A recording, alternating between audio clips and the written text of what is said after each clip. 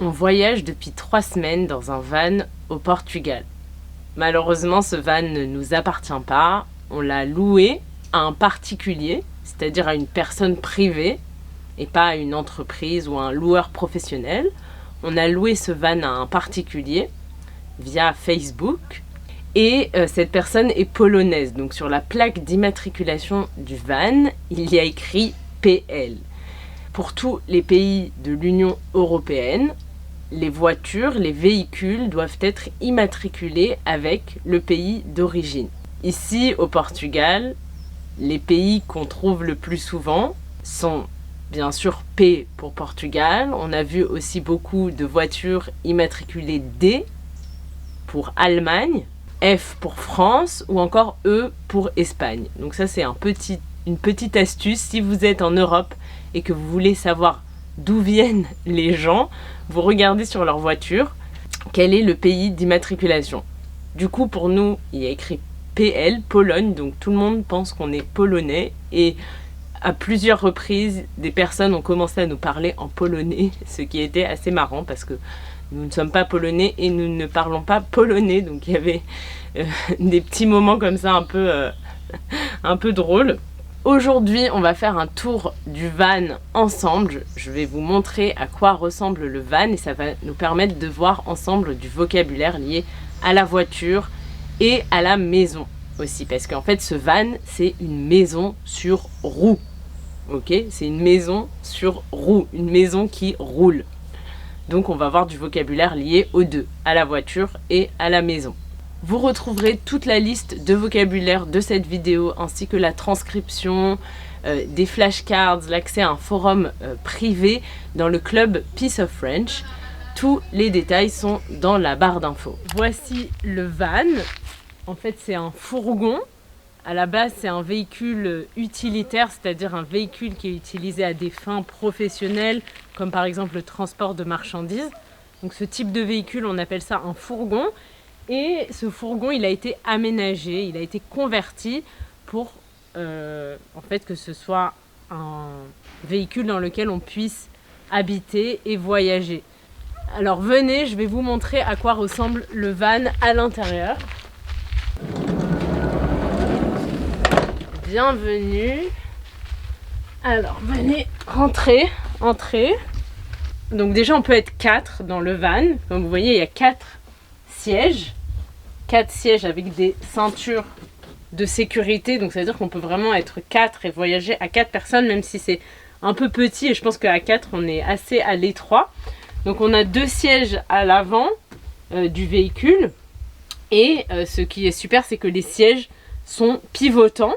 Les sièges pivotent, donc on peut s'asseoir à 4 autour de la table à manger. Donc on a 2 placards ici où on range nos vêtements et avant chaque voyage, à chaque fois qu'on bouge le van, il faut s'assurer que tous les placards sont bien fermés. On appuie ici pour bien fermer le placard. Alors ici on a le coin cuisine. Donc on a un frigo avec pas mal de choses et un petit coin congélateur pour congeler quelques petites choses. On a des glaçons.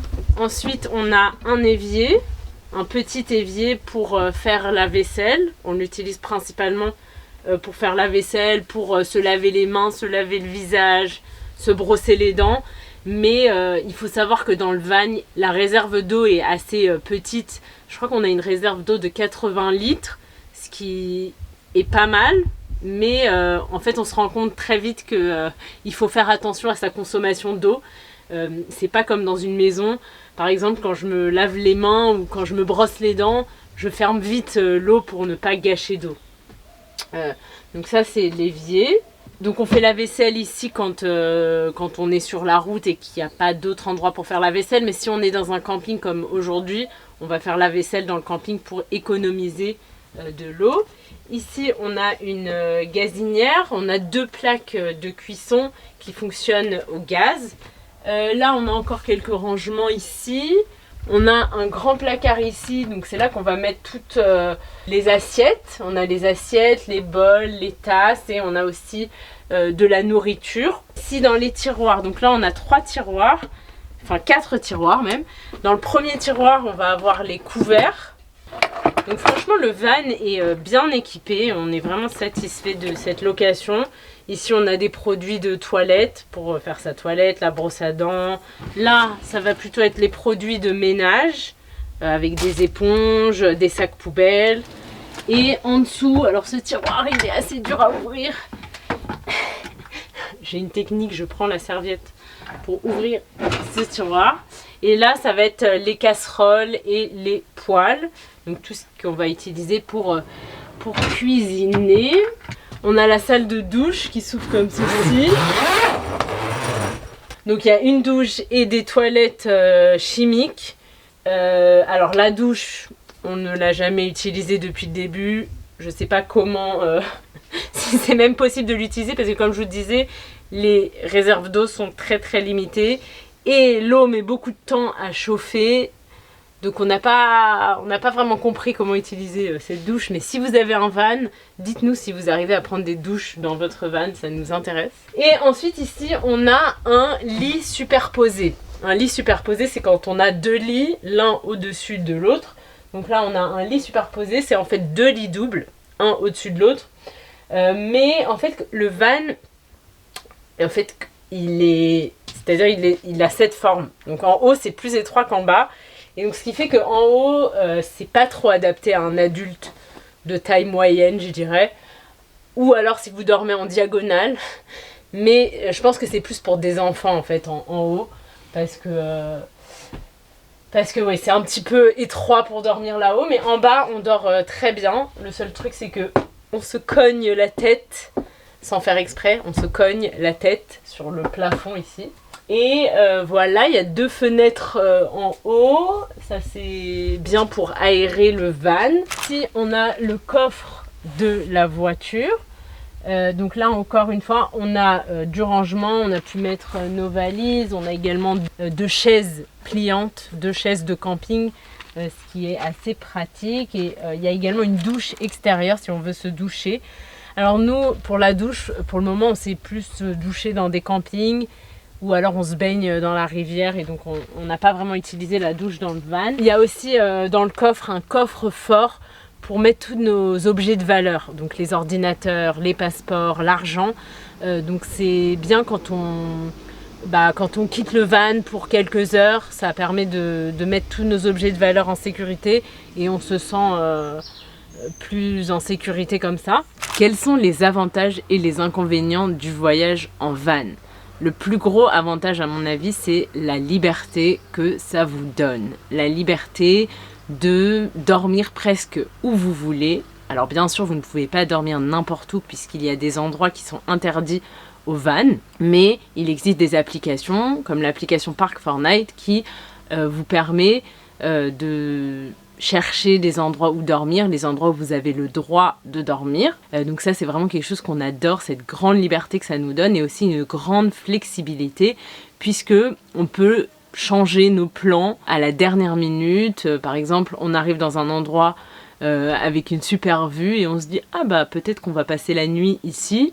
Donc ça nous permet vraiment d'être flexible, de changer nos plans, de décider à la dernière minute ce qu'on a envie de faire. Donc c'est vraiment cette grande flexibilité et cette grande liberté qui sont à mon avis les plus gros avantages.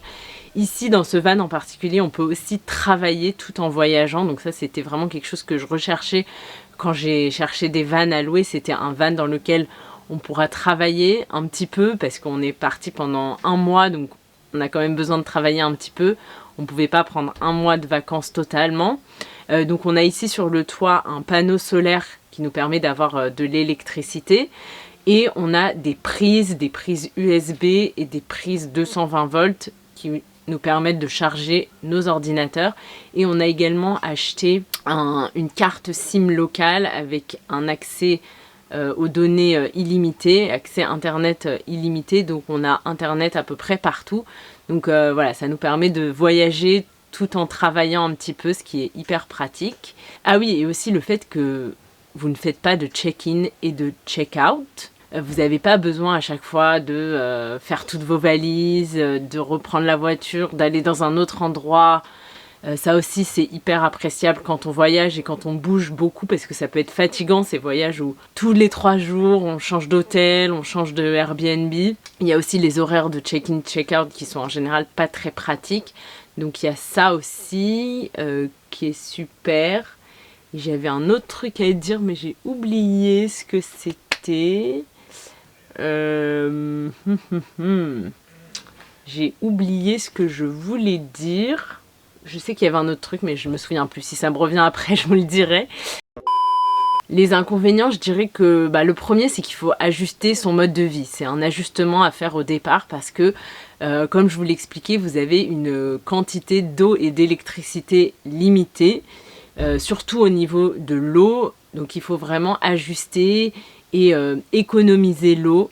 Réduire la quantité d'eau qu'on utilise. On ne peut plus faire la vaisselle en laissant couler le robinet ou prendre une douche chaude. Voilà, c'est des petits ajustements à faire, mais personnellement, ça ne nous a pas dérangé. Même je trouve ça assez bien de se rendre compte en fait de la chance qu'on a au quotidien d'avoir de l'eau potable illimitée. Donc on apprécie encore plus ce qu'on a au quotidien. Il y a le sujet des toilettes qui n'est pas forcément évident. Puisqu'il faut, comme je vous ai montré, il y a des toilettes chimiques, mais ensuite il faut vider les toilettes. Donc voilà, des petits trucs comme ça qui sont pas très sympathiques à faire, mais franchement, pour moi, ça vaut le coup, tous ces petits inconvénients. C'est tout pour cette vidéo, j'espère que ça vous a plu, que vous avez appris du vocabulaire. Vous retrouverez toute la liste de vocabulaire ainsi que la transcription de cette vidéo et d'autres surprises sur mon site internet dans le club Piece of French. Je vous mets les détails en barre d'infos. Si vous avez aimé cette vidéo, n'hésitez pas à la liker. Racontez-moi dans les commentaires si vous avez déjà fait un voyage en van et qu'est-ce que vous en avez pensé. Ça m'intéresse. Et je vous dis à très vite pour une nouvelle vidéo. Bye!